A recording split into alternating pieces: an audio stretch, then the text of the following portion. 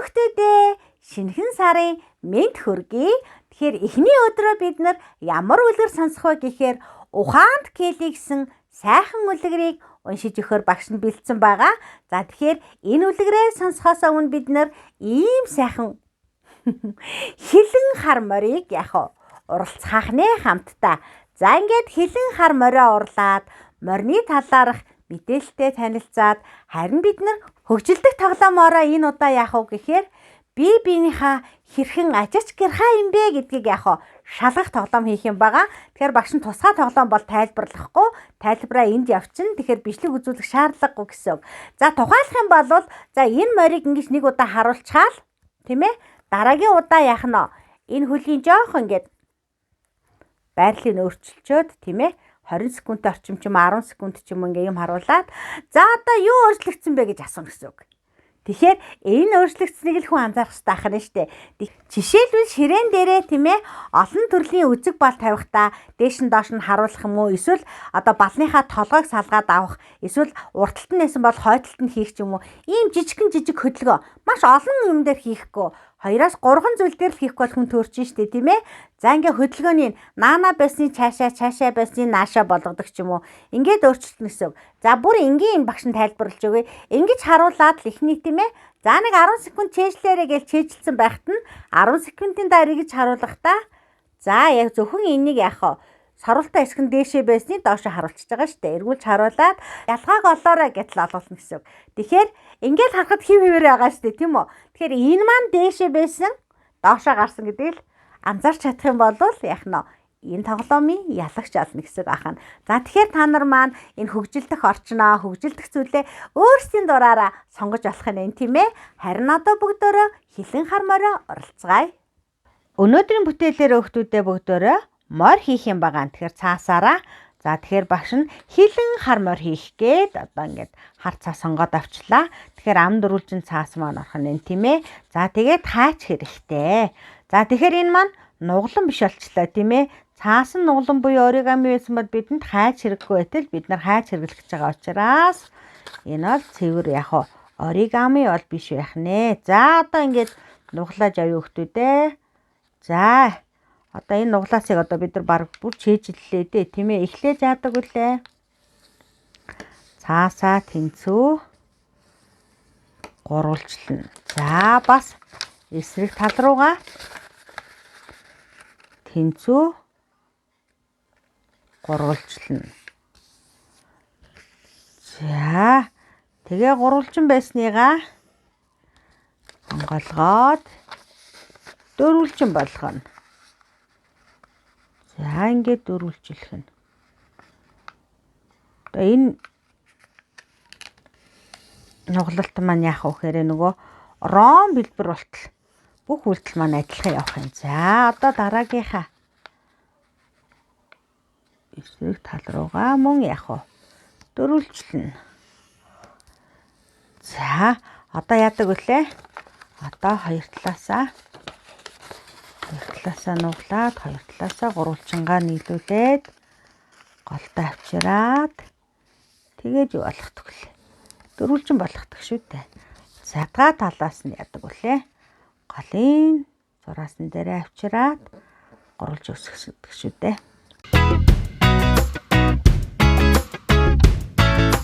За ингээд сайхан гурвалжингуудаа өсгөчлээ тийм ээ.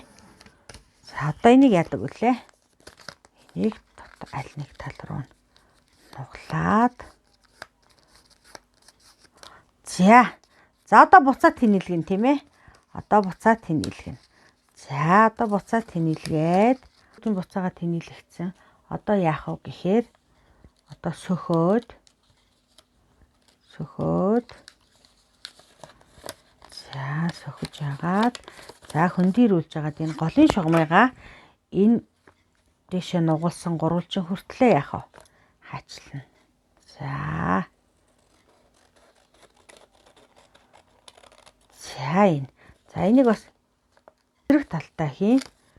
За тэгээд эсрэг талтай мөн адилхан голын шугамаа дагуулад. За яах вэ гэхээр хаачилсан талаа энэ талтайгаа ингээд хоош нь сөхчин. За ингээд хоош нь сөхчлөө те. За энэ хоош нь сөхснөгөө яах вэ? Эргүүлээд гурвалжин болгоод буцаагаад нугалчих юм. За хоош нь сөхөөд гурвалжин болгоод нугалчлаа тийм ээ. За одоо энэ талаа бас адилхан. Хаачсныхаа хоош нь сөхөөд за сөхөхдөө энэ хоёр үзүүрээрээ тийм ээ. Гурвалж үүсгэх шүү дээ. За ингээд гурвалж үүсгэсэн. За үүнийгээ мөн адил яах вэ? Дотгош нь эргүүлээд яг саяны үйлдэлээр адилхан хийгээд гурвалж үүсгэж гинэ тийм ээ. За нэг ийм гурвалж үүсэж чинь тийм ээ. За нэг ийм гурвалж чинь. Тэгвэл эсрэг талтаа мөн адил хийн. За тэгэхээр эндээсээ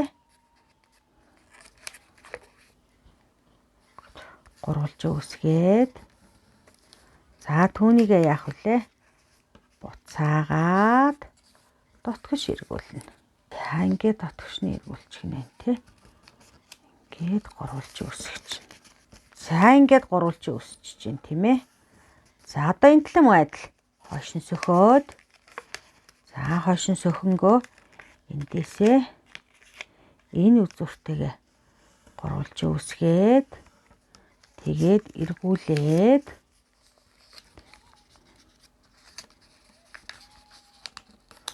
эргүүлж нийлүүлээд гурвалж үүсгэх. За хартаа өгтүүдээ нэг юм хэлбэртэй боллоо тийм ээ. За одоо энийг ингээ эргүүлчихэд энэ маань морины маань юу болох нь вэ? Хөл болж байна. За ийм хэлбэртэй болж байна тийм ээ. За ийм хэлбэртэй болох нь шүү бид нар. За одоо ийм хэлбэртэй болсон тийм ээ. Ийм хэлбэртэй. За эндээсээ яах вэ гэхээр эндээсээ нуглаад гүц цайхан нуглаад энд юу хийж өгөх вэ гэхээр ингээд морины сүүл хийж өгөх юм байгаа шүү. За гээд морины сүүл нь олчлоо. За одоо энэ хэсгээ яах вэ гэхээр эндээсээ нуглаад за тэгээд яах вэ? Морныхоо толгой хэсгийг хийгээд өгнө шүү дээ.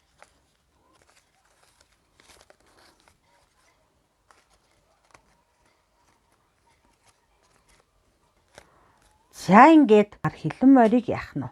Хийчлээ шүү дээ тийм ээ. За ингээд морио хийчлээ. За одоо харин бүгдөө тань мэдхүү мэдээлэлтэй оръё. За Монгол морины тухай багш нь мэдээлэл бэлтгэсэн байгаа. За Монгол адууны өндөр нь бол 130-аас 140 см байдаг нь бусад орны адуунуудтай зүйрлэхээр яах нь вэ? Намханд ордог тийм ээ. Монгол морд намхан, пагдгар тэгээд тарган хүчтэй байдаг шүү дээ тийм ээ. Монголчуудын түүхийг бичлэлцэд дэлхийн байлдан дагуулж исэн бүхэл чухал цаг үед Монгол яах вэ?